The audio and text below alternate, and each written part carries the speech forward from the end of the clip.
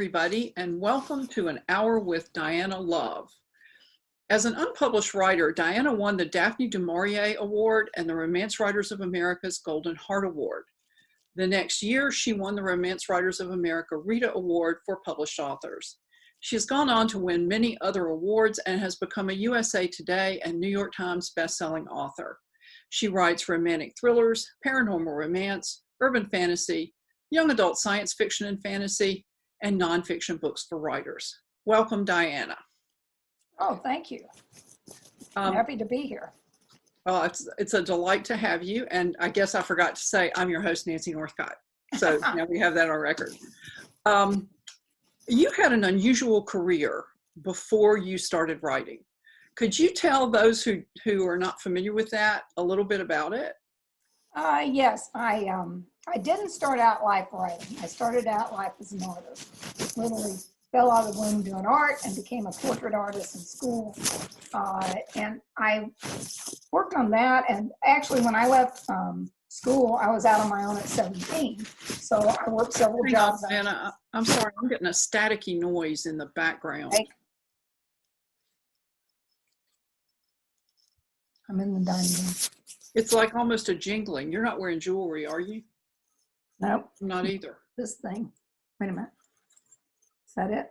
No, it's not loud enough. I'm sorry. The aquarium's in the other room. It's on, but I don't think it jingles. No, and I'm not getting it now as we're talking. Okay. Maybe I just need these still. Well, I hope you. Well, let's try it again from the top. So that'll make it simpler for the editing guy. If we do it. All right, sorry. Hi, everybody, and welcome to An Hour with Dianna Love. I'm your host, Nancy Northcott. As an unpublished writer, Dianna Love won the Daphne du Maurier Award and the Romance Writers of America's Golden Heart Award. The next year, she won the Romance Writers of America's Rita Award for published authors. She has gone on to win many other awards and to become a USA Today and New York Times bestselling author. She writes romantic thrillers, paranormal romance, urban fantasy, young adult science fiction and fantasy, and nonfiction books for writers. Welcome, Dianna. Thank you, Nancy. It's great to be here. You had an unusual job before you started writing. Would you tell those who haven't heard that part of your story a little bit about that? Sure. I literally fell out of the womb an artist. I was drawing from the time I was little, and I went on to learn how to do portrait art, was more my specialty. So by the time I was out of school, I ended up living on my own at 17 and started developing a business on the side with signs and painting murals, things like that. So within a year or two, I moved up to Atlanta. And here I started to do more outdoor advertising, which are the big billboards along the interstate. And because I was one of the few that would climb 100 feet in the air and also who could do portraits. So I painted news people back when they did the big marble ads, things like that. And from that, I developed a business where created with a crews to come in and work. I trained 3 of the master painters. By then, I had met my husband in the business, and we worked on it together, developing it. I went on from there to expand the business and work with large Fortune 500 companies like Coca-Cola. By the time 1996 rolled around, we were working with the seven largest Olympic sponsors and creating big outdoor advertising projects, like not just painting, but 3-dimensional moving parts. We went on to build a lot of the digital technical boards that were done. There's a large one in downtown Atlanta that has, I don't know, over a mile of neon on it, where we replicated an old sign of Coke's. And so that's kind of what I did before then. That's why I said I didn't start writing until 2001. Well, what led you to start writing fiction? It's funny because before we started doing so many of the projects, I was traveling with the big company work jobs. I was out on billboards every day, painting billboards. I'd go out before daylight, put my equipment up, and climb 50, 70, 100 feet, 200, whatever, and paint. And back then, we didn't have Sirius radio. And the radio, to listen to a radio station was awful because it had all the commercials and talking. So I was a big reader, I was a voracious reader, and I went through stacks of books. I had friends and my mother-in-law who I would swap big stacks of books with. And so while I was up there on the side, I had started reading romance. My mother-in-law had a stack of them in one of her bunches. And I had never read romance before, only because no one had given me one. I was really fascinated by the stories, how they developed, the arcs. And so while I was standing up there on a stage all day painting, I could do 2 or 3 things while I painted. I had done it for so many years. I started creating stories in my head to keep me entertained. Then about 1999, 2000, I stopped climbing as much. My husband's like, "You gonna do this forever?" I went, "Maybe, I don't know." So I started writing, and I came in one day and told him, "I'm going to a workshop." He goes, "Okay, what you gonna do?" I said, "I'm taking a class on writing." He's like, "Okay." So I took a lot of workshops, and that's where I got into writing it, is because I was reading it. And actually romance, I write different things now, but romance is what spurred me to write. Well, you ventured into urban fantasy with the Beladors. What inspired that series and its Atlanta setting? Well, the Beladors, that goes back, way back in the, wow, started that a long time back. It was one of the first couple of books that I started working on. And about, 2 years into it, I gave a story to one of the publishers through an agent. And they said, "We don't know what this is. We don't know what to do with it." It's okay. I put it back on a back burner. And because people really hadn't talked about writing urban fantasy, it wasn't like in the comics or watching it in movies. There weren't a lot of people that understood what urban fantasy was. So as I got further along, I was working on a couple other projects, and I noticed urban fantasy was starting to populate. And I pulled it out and talked to a group, ended up selling the first book, was a novella to St. Martin's Press. Came out in a group book, continuity, something, not a continuity, but you know what I'm talking about, where they have 4 authors and 4 stories. And it was Shirley Kenyon, J.R. Ward, Susan Squires, and myself. So that was the first Belador. But what happened was, I had, the idea started, I thought I was going to be writing paranormal romance, because everything I have has some romantic element. But as I kept working on it, I realized it was going to be a big world and a big story, and I wanted those characters to continue through the story. That's when I got thinking, well, maybe I'm doing urban fantasy, okay, because you should know what you're writing. But what really started that idea was, I would read so many stories and they were great, but they'd have one major pantheon or with a major power like Odin or Zeus or something. And I was just sitting there in the classic that we know as all writers, starting with that what if. I thought, well, what if all these pantheons were together and had to work something out? Who would win? Because it's always like, oh, Zeus is most powerful or whoever. Who would win? So that's where it started from. And I wanted to develop a world where there were gods and goddesses who were part of a Viper headquarters, which this was all a closed world when it started. So there was a supernatural group called Viper, and they protected the humans and any other innocent non-humans. Beladors are one of the biggest parts of that force internationally. And their story goes way back several thousand years. Back during that time, everybody knew what this mythological character, that one was. Over the years, when you come to present day, they're living secretly among humans as everything from school teachers, moms, dads, to working in the military or fire department, that type of thing. And how it ended up in Atlanta was that I was here, and I actually, when I moved here, the first year I hated the city. I just hated it. I didn't want to live here. I was going to go back to Florida. I'd grown up in Tampa. And I drove around. There's a big perimeter around the city. And I drove around that perimeter one night with everything packed in my little awful car, little nothing car. And I got down to where I could take 75 South, and I went, nope, I've never been beat. I'm going back. So I stayed. And during that next year, I got more involved with the city. And when they had the Save the Fox, which was Fox Theater, and it was nothing at the time. It had a lot of problems back then. It was not the theater it is today. And this big Bell South at the time had bought the property, and they were going to demolish it. And the city rose up and everybody came together to save the fox. I was like, what's with this fox? Who is the fox? So they literally made that company move to the other end of the block and leave it. And to me, I'm a business person. I'm like, but they bought the property. They don't get to do that. I was so impressed with the city. I fell in love. Well, and in this city, you put a character named Eval. Am I pronouncing that right? Yes. Yes. Eval, and then into Eval's life at some point sauntered a fellow named Storm. Could you tell us how you came up with those two and how you decided to arc their story across the series the way you did? Yeah, when I create a character, one of the things I do is I go back and write their story. I have all these stories that are just their background. And I write it so I can understand who they are and what they were doing all through it. Eval had a terrible start in life. She was born with these glowing green eyes and unable to be in the sun. She had a deathly reaction to it. And her dad, this guy, he's not in the stories, but he handed her over to his sister and paid her to keep her, feed her, you know.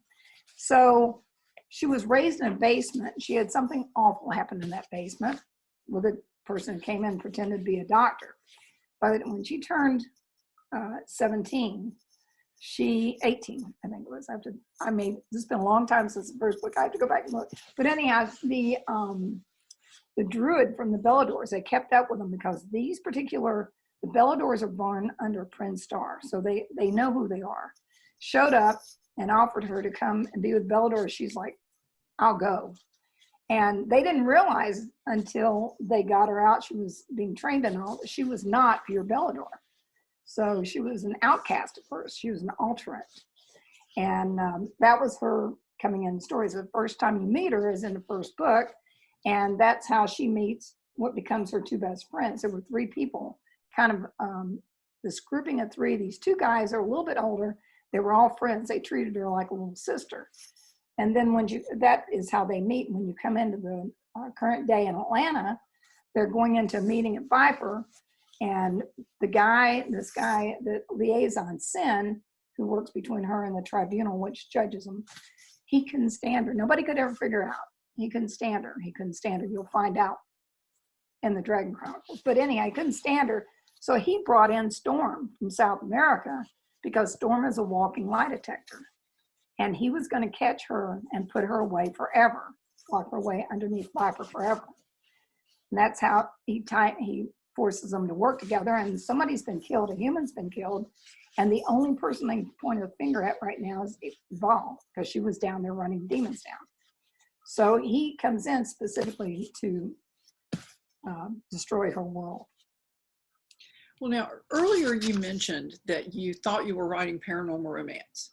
And then you decided, because you wanted to arc the story over the series, that what it really was urban fantasy. And so for viewers who are not familiar with the distinction, could you just say a few words about how you decided it was path A and not path B? Yeah, for one thing, Val, her history meant that she wasn't going to arc over one book. No way, not in my world. So that was one part of it. But mainly, I kept reading a lot of paranormal romance, and realized romantic suspense, paranormal romance, contemporary romance, you have a situation, could be a team of people or whatever, but you have two people. The entire story is pretty much focused on those two people, and they should have a happily ever after or happily for now by the end.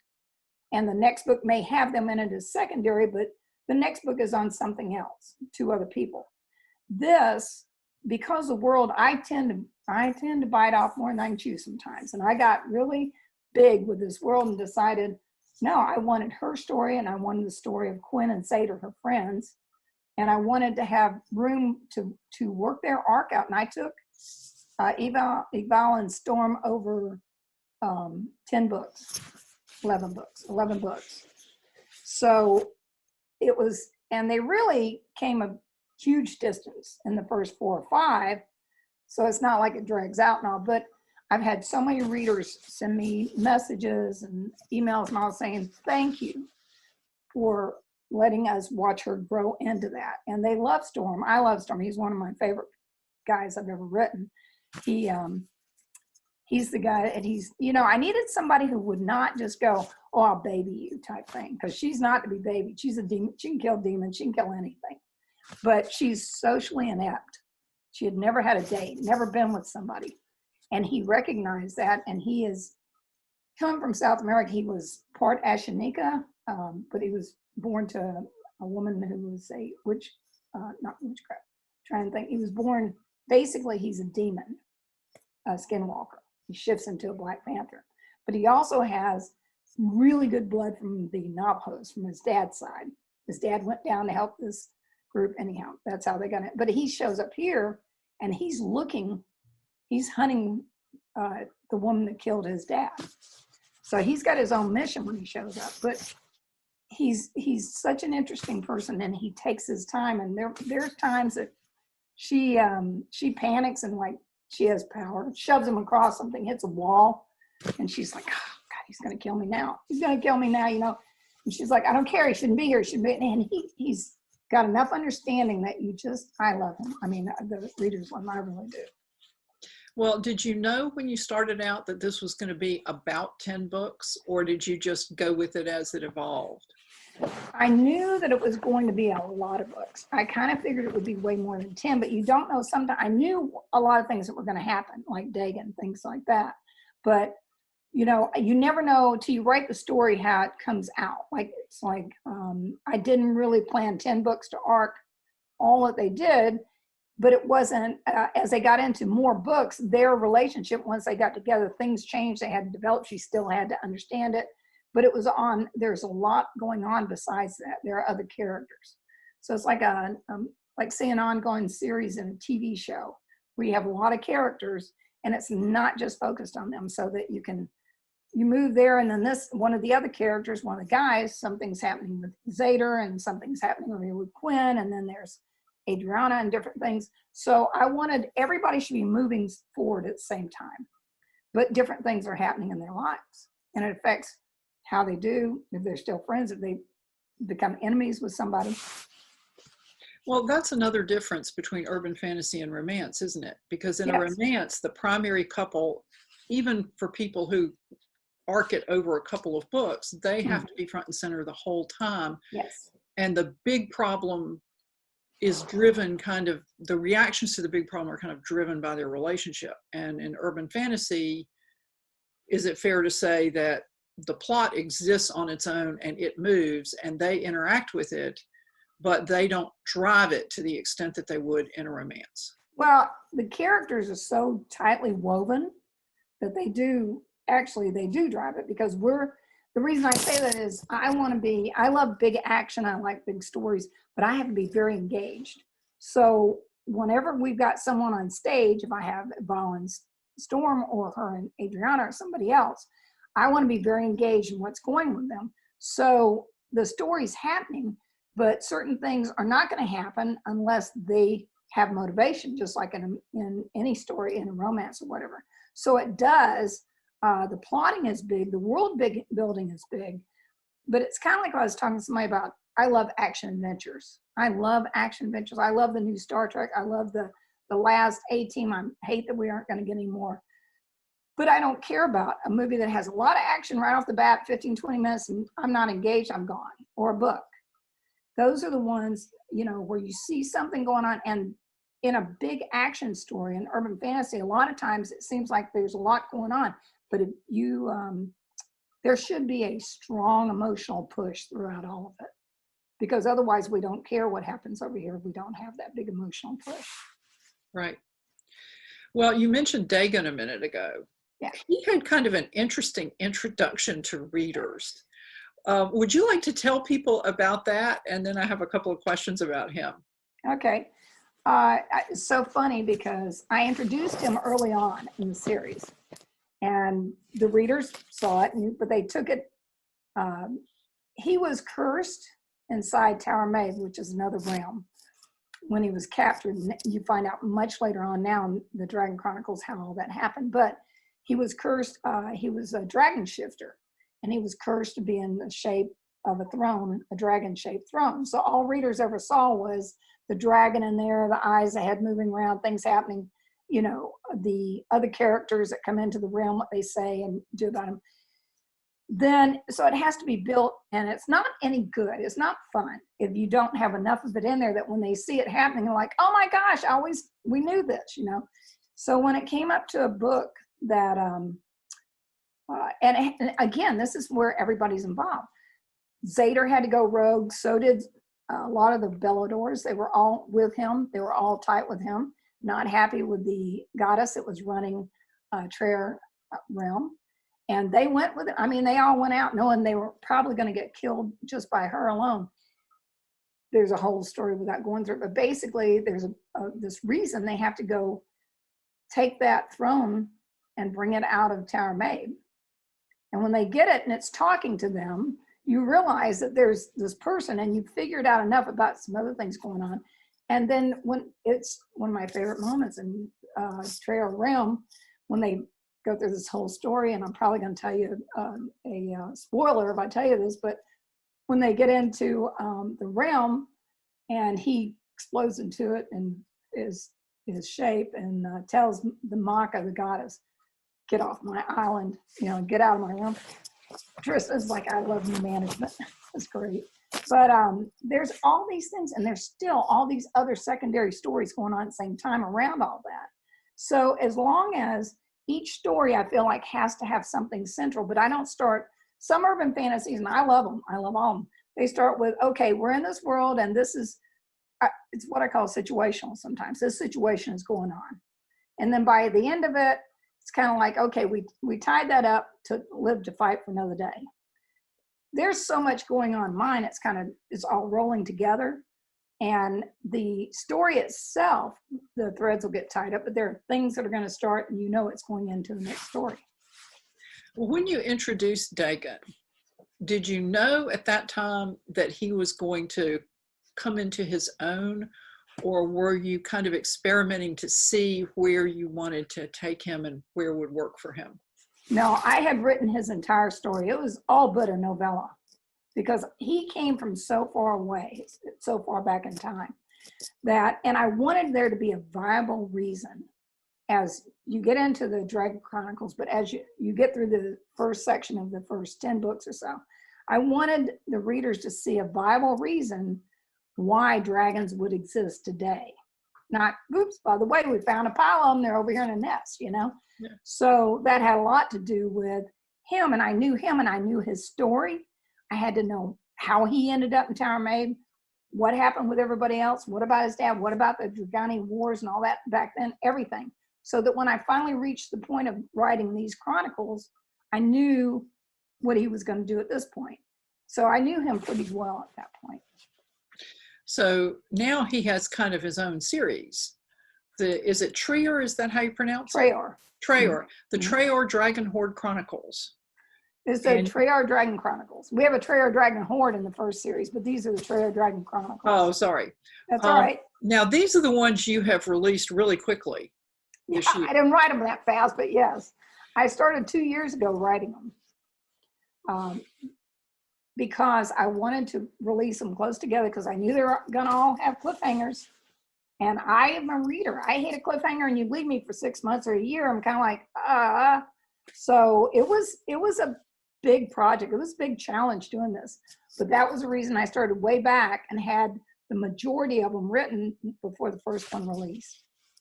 Because I can't write a book in a month. If anybody wants to know, I can't write a book in a month.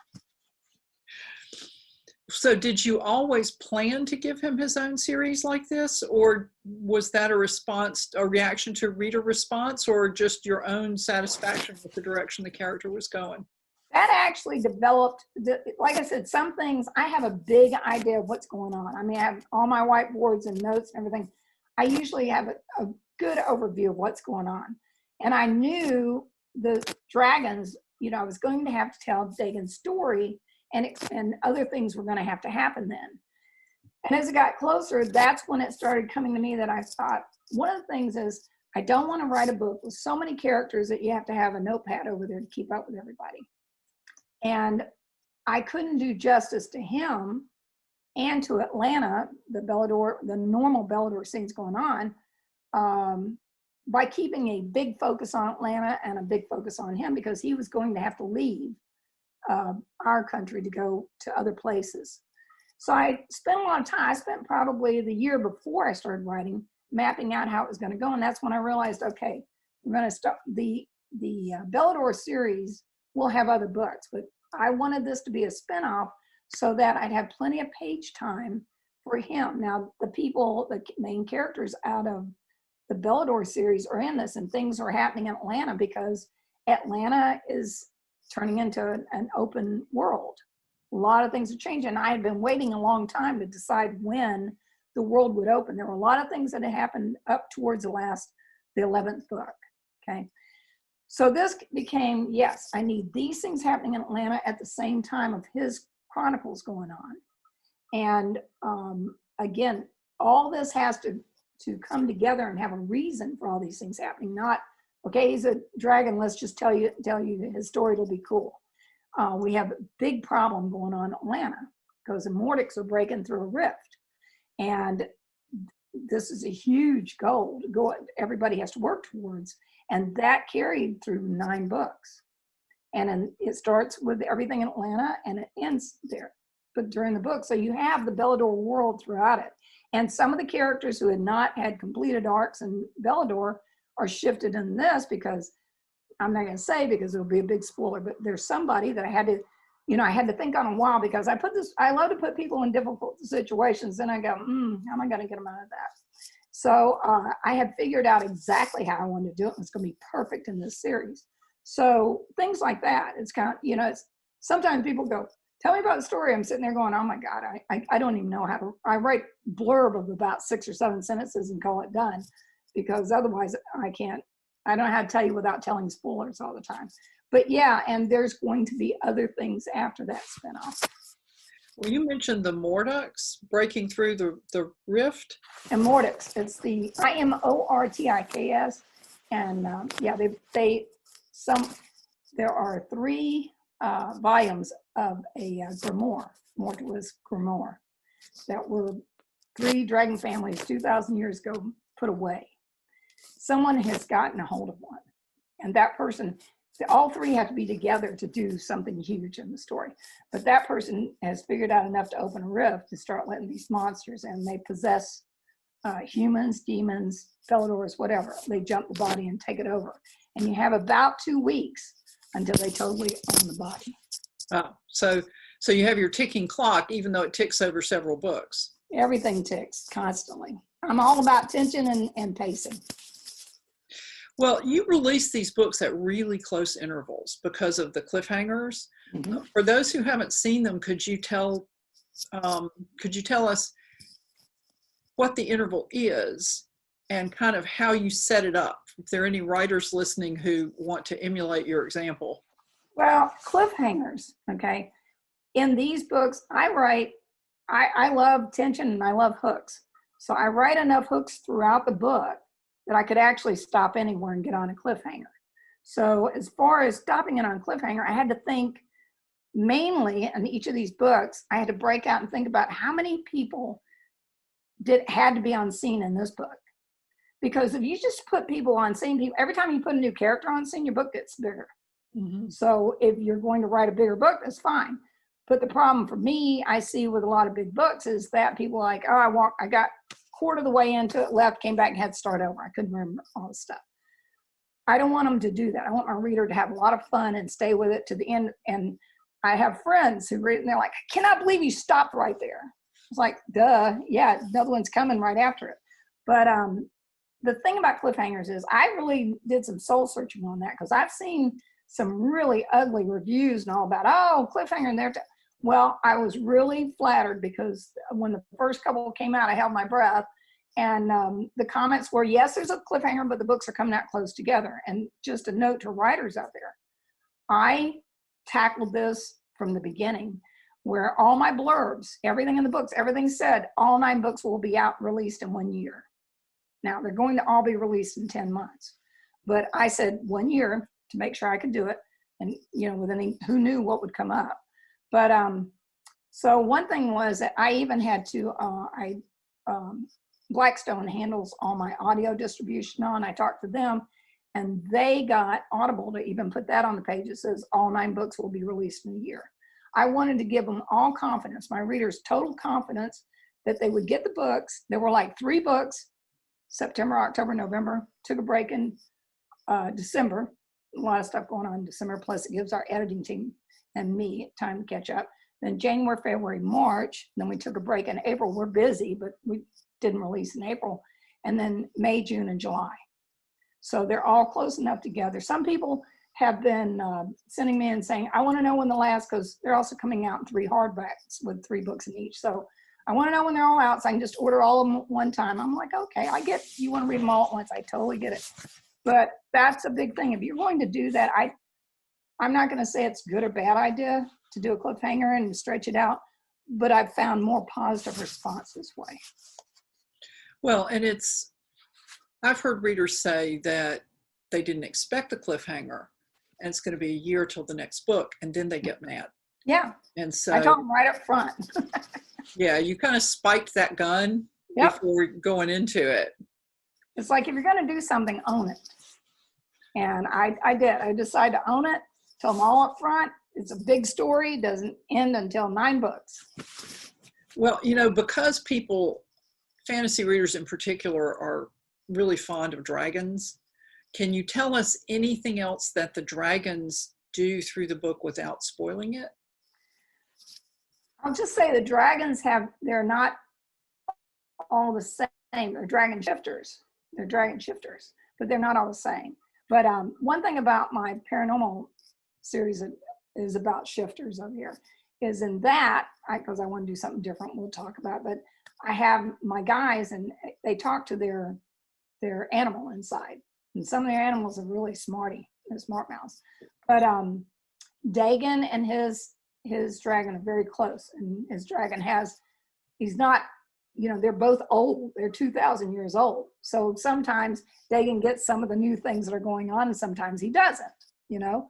And the dragon speaks, he has very firm thing. You know, his thing is to keep them alive, kill if necessary. And Dagon's like, well, let's think about it before we kill this one, you know. So it's 2 different personalities. And I haven't expanded that with the other dragons yet. I've kind of only done it with Dagon because we're with him so much, but there are other dragons introduced in this. And if they've read through the Beladors, those readers knew about one of the other dragons. Now, so this one though, but when I did the series, the other thing I did too was I wanted it to be that if someone was brand new and they only wanted to read these 9 books, they could. So I spent a lot of time, some of my early readers and editors and all, I told them, do not read the first books who came on recently for this series. So don't read the first books. I want to know if you get confused.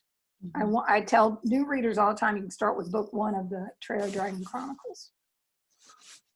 Well, and speaking of shifters, this might be a good time to talk about, is it the Galese shifters? Yes. So who are they and how did you come up with that idea? Okay, well, I really wanted to write paranormal romance. And back when I thought I was doing with this, I got busy with this, got busy with other projects. And then a few years back, I said, you know, I really want to write paranormal romance, but I wanted it to be, I like the world of the urban fantasy world. I like having a big playground. So I wanted it to have more of that feel. And even though any series in you say standalone and it's in a team or whatever, you know, kind of follows through them, but they are standalone. But the Galese, I want to know who they were. Where did they come from? And I love to dig around mythology and then take something and spin it to be mine. Like the Galese, it took me a year and a half. I was looking around, reading different things, and I hit on something. And it was the Galizinae Druidesses that were actually on a small island. It was before it was France, back up there off in the islands. I have it all. I work on so many different stories. My poor narrator has to do probably 30 different characters. So forgive me, I can't pull that right up. But anyhow, it's in the books. But the Druidesses really lived there. And there was a guy that was there. And so it was kind of mythology and history. I was like, oh, wow. And they lived there. And the guy who lived there, it was kind of weird, all the stuff they did. But they were virgins. So I decided maybe one of them wanted a family. Wouldn't that be interesting? And I had her, because the village people came from the mainland over and they would go back. So I had her slip away with them. And there's this whole thing about how she comes into, sets up guardians and at a waterfall, a specific place, and where these women come that are pregnant. And this is kind of condensing it. It's much more involved, but basically she chooses 5 and sets those up to give birth to the first 5 male Galese shifters.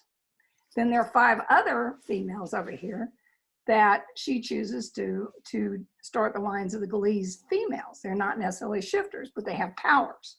So it makes them a little interesting, but they have enough power to mate with these males.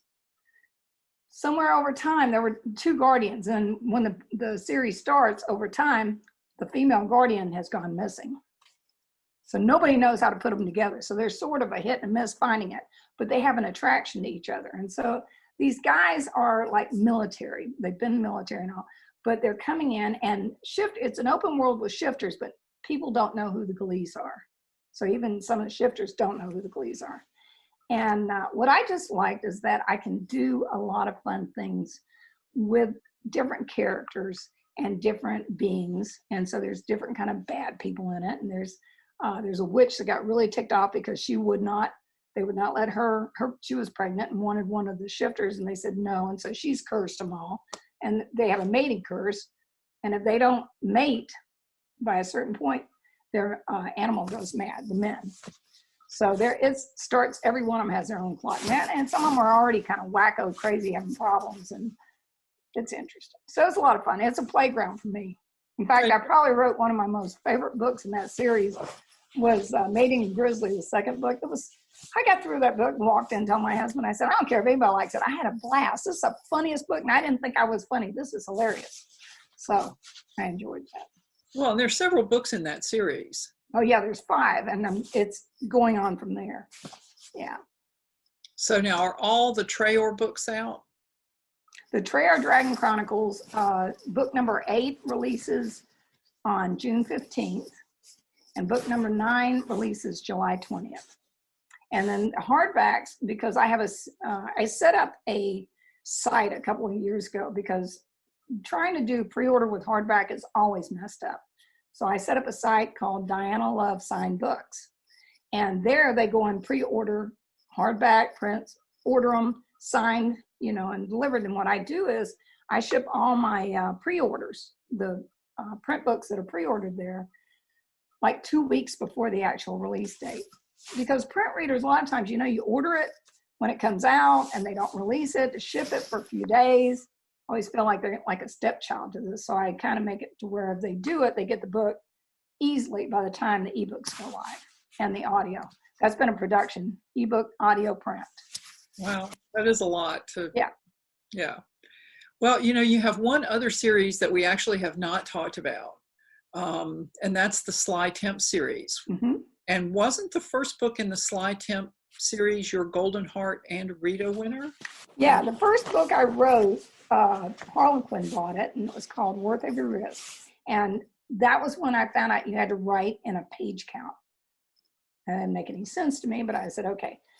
So actually it did really well. I was very pleased, sold out. But when I got the rights back years later, I took it because I was already writing the Sly Temp series, and that had always been planned to be book 1. And I hadn't really put them out, but so I grabbed that one and went in and completely started revising, and I thought my husband was going to have a heart attack. He's like, what are you doing? So I'm revising. It's been, I don't know, it was 6, 8 years or whatever, 9 years since it'd been out.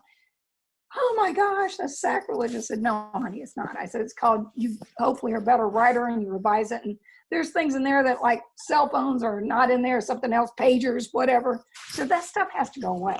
So I did, and I made it back to the big story I wanted it to be and incorporated into it. And the Sly Temp is it's more of a thriller. I have this overarching bad group that's throughout those 7 books. And then each story, though, is about each couple, but they know each other and things are going on. And as it gets tighter to the end, more of them come back on scene.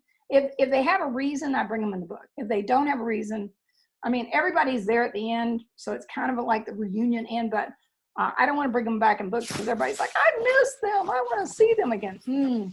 No, I don't think that's a good idea. Well, now that series also has a relationship that arcs through the whole series, doesn't it? Yes. Yeah, it does, because the bad guys over the top, but also Sabrina Sly and the CIA agent that she was involved with prior to the opening of the books. But they were burned. Their team, there were a special team that were contracting CIA. She blamed him for them almost getting killed. They're very loyal to each other, protective, but those two have they have a tenuous relationship until the end. And then that's like a very fun book at the end, because putting those two together on an op was a lot of fun. Well, and readers, I as a reader certainly, and I know other readers who do, in a setup like that, we're kind of waiting for the payoff. Oh yeah. It's every book we're reading it and they're in there and it's like, well, not this time, maybe next time. And then you read the next book and they have a role to play in the story. As you say, they're not there just so people can go, yoo-hoo, we're still here. It's not like that. They have go ahead. I was just gonna say they have important things to do in those books. You talk about the writers, and I always say to writers, I used to, sitting in on conferences when I was doing a lot more, one of the questions are, do you know when you're going to end a series? And I want a series to end big. I don't want it to just kind of dribble off. It's disappointing because if I've read all the way through it, I'm looking for something big.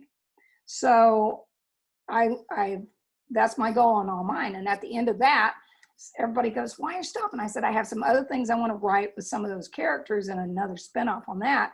But this is the end of the arc of all these, the big guys, the bad guys, and those two main characters. So it ends here, and then they know it ends. And then if I do something else, because I want to do what's called the Hammer Brotherhood, which are some of the characters, secondary characters are in some of these books. I'll get to it. But anyhow, that's one of the things I want to do, but I want those to be that. And it's like the Trayer Dragon Chronicles. I told them right up front, there was an end. Here's the beginning, here's the end. And I like that. I like knowing that. And I think my readers like knowing it. And the young adult is a trilogy. It's going to end. And the, trying to think, the Glees, actually, these are 5 books. There's going to be a new next series. Some of, like one of the characters at the end of the 5th book are going to have their little series, but it'll be some of the same characters. I like the idea of 4 or 5 books in the paranormal romance, 3 to 5.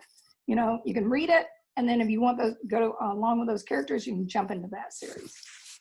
Okay. Well, it's obvious from everything that you've said that you really organize what you're going to do. You don't just kind of fall into it and roll with it. You have a plan. Yes. And that kind of segues into my next question, which is, do you have any advice for new or aspiring authors, whether they're planning to go indie and publish it themselves or whether they're seeking traditional publication? Yeah, I think everybody knows what the choices are today, not like back when it started, but I was in New York for many years. It was great. I learned a lot, good people, adored them, but I did not take my last contract because, like I was saying earlier, I've been in business for myself since I was a kid, teens. And it was frustrating to me to watch how, and I had the top agent in the country, but watching what he did sometimes and talking to the marketing people and saying, we need this. And they would say, the readers don't want that. Now, they don't even leave New York. So things like that were frustrating to me. And I knew how to run a business, and I had already started building my team. So, and I have a pretty big team right now for everything I do.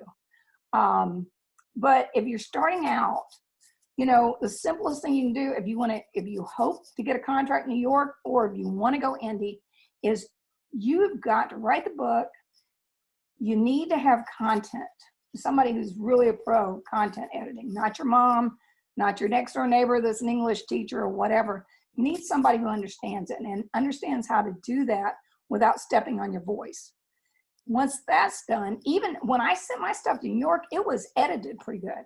I mean, I would pay people to edit, but especially if you're going to go indie, you want to have your own. You got to have a copy editor. That might be a proof editor. I don't know. I have a content editor, proof editor, copy editor, 2 really strong beta readers, and they all read it twice, the books. They go through them twice. I break out the time. Then it goes through audio, and I have 2 more audio editors while it's going through audio, and we may catch a couple things there. And there's no perfect book. I promise you, after all this, I'll find something. We always do. But you don't want to find 25 or 30 or 50 somethings, you know, or something glaring in continuity. That's the thing that I don't care how many, I've written now, 40 books with this, I'll have 40 books published. And I don't ever sit down and think, well, I can do this by myself. I know what I'm doing. No, I want to expand, and I want somebody to look at it and say, oh, I got a little confused here or whatever. It's like, oh, I know why I didn't put that on the page. I know what it is. But as a new writer, you know, the problem is I hear so many say, well, I read and I got a critique partner working on it, and I don't want to spend for an editor. That's too much money. Well, here's okay. Do you want to sell the book or not? Because a reader is going to expect a certain level of ability. And you can tell a great story. And there's a few in the last 30, 40 years we all know that came out, did that. For some reason, the readers engaged with it, but it was terribly edited and terribly, you know, grammar and all. And the story had all kind of problems. That's rare. That's lightning in a bottle. And if you're betting on that, then hopefully you get lucky, but maybe not. You know, the best way to do is to build a following. You want them to read these books, and then the next time you open another series and read those, you've got to give them the best you can from day one. You really do. You know, marketing is another thing. But I'm just saying, if you're a new writer, and the one thing you could do, I always say, it's been out there for a while, you should write 3 books before you put them out. Do a series. For one thing, by the time you get the 3rd book, I bet you money you go back to the first one and go, ooh, I want to fix this, because by the time I'm here, I wish I'd done that. The other thing is, so they're all ready, and you can release them a month or 2 apart. And everybody goes, I don't want to wait that long. I sat on these books for 2 years while sitting here writing them. Because I felt like it was the best way to present it to my readers. It wasn't about anything else but that. Well, you were writing other books while you were working on those, weren't you? I wrote one other one during that time because I already had it mapped out, but I spent most of the time on that. Yep. So it's like, and some of the other ones I had already written and put them aside and was able to get to it. So I took a lot of time, and I would do it again. And actually, the next thing I'm going to put out, I'm probably going to write all 3 before I start putting them out. So that's kind of it's like you're out there and you want to, you know, I see new writers jump out and within a year, and they've given books away and they've done this and done that. And like, I don't know, this isn't working. Okay. And then you go, I was in a very high-end marketing program recently, you had to be accepted to get in it. They wanted to know that you were at a certain level, you could get what they were talking about, not stop and explain all things. And even that, top authors, even that, they would put examples out and say, okay, here's the thing, where's the problem? They're saying on this one, it's your blurb. Okay. And on this one, your cover could be like this. We're talking about professional covers. They're great covers. But it wasn't something in the cover was not getting the point across. So that's this high level marketing. You got to start with the best you got to get up to that. And if you start with a really nice cover and great blurb, the reader's going to download that excerpt, and that's your chance to gain a reader. But if that excerpt doesn't just totally scream, you're not going to get a reader, and they will remember your name. Well, that's kind of like the cover and the blurb get you in the door. But if the pages don't deliver, you're over, kind of thing. Mm-mm. And you know, and then even if you say you do a great job and you have you know, cleaned up those pages 25 times, those first 30 pages, whatever, and the rest of it was like, I've got them now, I'm just gonna let it go. Nope, that's not gonna be good either. They want the opening sells your book, the ending sells your next book. That is a golden rule, and I've always lived by it. Well, you know, one of the things I've always liked about your books is that you have a lot of very satisfying explosions. And I don't just literally mean things actually physically blowing up. I mean story points where things blow up for the characters metaphorically are explosions. And I think if you have readers who like that, it makes sense to deliver on that.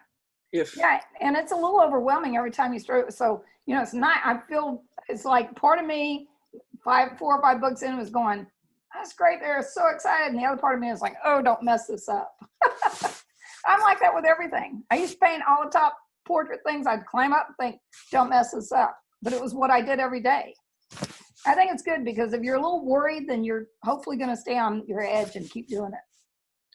Well, and it seems like the first book in a series sets the tone for the rest of the series. So I've seen books come out that the first book was kind of dark and atmospheric and moody. And I read all kinds of books, so I'm not dissing anything by saying this. But then the next book is kind of a light comedy. Yeah. And it's sort of like, that's what? You know, it's, for me as a reader, it's confusing when I have an expectation based on book A, and then book B is down a different road. And that's, you nailed it there, expectation. When a reader opens a book and gets a chapter or 2 in, you have told them, if they're excited, that you will meet their expectation all the way to the end. That's a great way to put it. Oh, well, thank you. It's not original. I learned that somewhere. But we've talked a little bit about new writers. What do you suggest for writers who have been around for a while? They've got a handful of books, anywhere from 3 to 4 or 5 books, and they're just thinking, I want to amp up my presence and see if I can amp up my sales. Do you have any suggestions for those authors? Well, you know, let's say you have 5 books, and let's hopefully say they're in one series. Because again, stepping back to the beginning, where it's like, oh, paranormal's hot, I'm writing a book on that, and sci-fi is hot, I'm gonna write that, and this is hot. And the problem with New York, they wouldn't do that. They would do other things that were not good, but they wouldn't do that. They would keep you on track. So as an indie, you can write anything you want. But when you go to a page and go to the author's page, and it's got all these different things, and none of them seem to have any continuity, you know, it doesn't make any sense. So they don't know if they want to get involved with trying a new author. But if you have 5 books and they're all in one series, all right, well, you're probably building a reader base now. So you have a couple things you can do. One is that, you know, if you've been wanting to write a second series along a similar genre, like my Sly Temp and urban fantasy, I have some crossover readers, but those are not the same genres. But the paranormal, because it reads kind of more like an urban fantasy, and the urban fantasy, they like the romance, that the way it's done, and you have to do the romance different in my world. In the urban fantasy, you put a lot more focus on all that emotional and intimacy that goes through that. Where in the urban fantasy, is really not the central chord. But I have crossover readers in that. So if you want, now's the time where if you think, you know, I think I have this great idea for X and I'd like to try it, that might be a good time to try it. But you're also going to be marketing 2 different things if they're way apart. So try to stay in the same vein. But this is a time when, you know, you make more sense. It makes more sense if you spend time and money on, say, a Facebook marketing program. I've been in some pretty high level programs on that, and they change. It changes all the time. You can blink and Facebook changes everything. So you have to understand the basis of it. So if anything changes, you can shift and do it. This is the time to put some money and time into one of those programs. Don't just grab one off the internet or grab one that shows up in your feed. You know, talk to other authors and talk to them and find out. You may find out that this one is a great thing to do, regardless of price. And you may find out this one was a high price and wasted a lot of money on it. So talk to people on that. But you have different ways you can start marketing at that point. I don't really suggest marketing a whole lot with the first 1 to 3 books.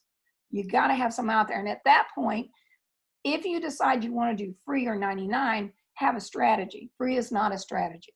You know, it's something to do if you're working on a plan, a marketing plan. But the strategy, if you have free, what happens? What does it take to pull them all the way through all 5 of those series?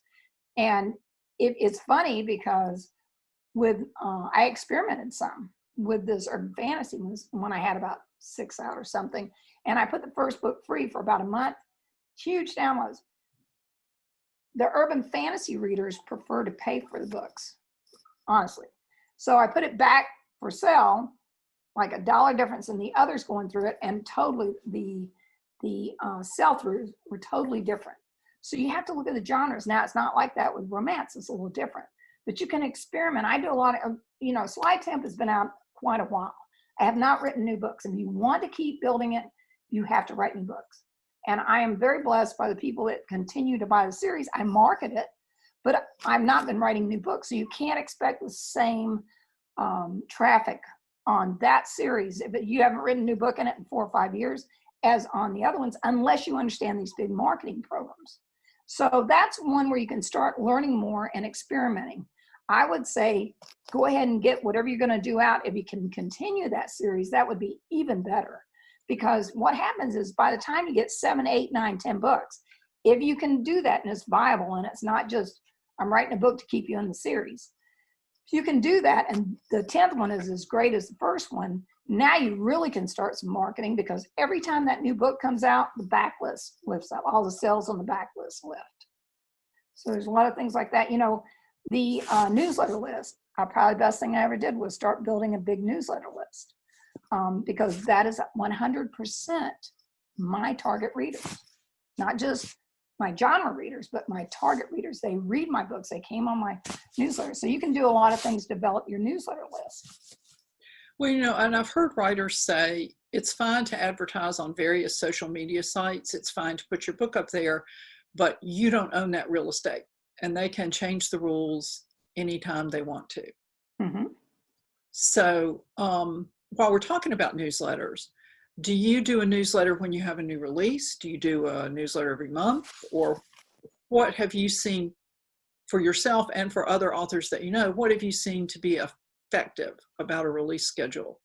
Well, I had something, and this is something other brand new authors can get together and do, or I knew other multi-published authors came to me and talked about doing, it's an interesting little, it covers all the GDPR rules and all, but it was a thing of 12 months, and we all put a book out, and we all advertised it on our newsletters every month. And there was a free book every month for these readers, which is good cross-pollination. And it worked really well. If those people are in the same genres, you do something like that.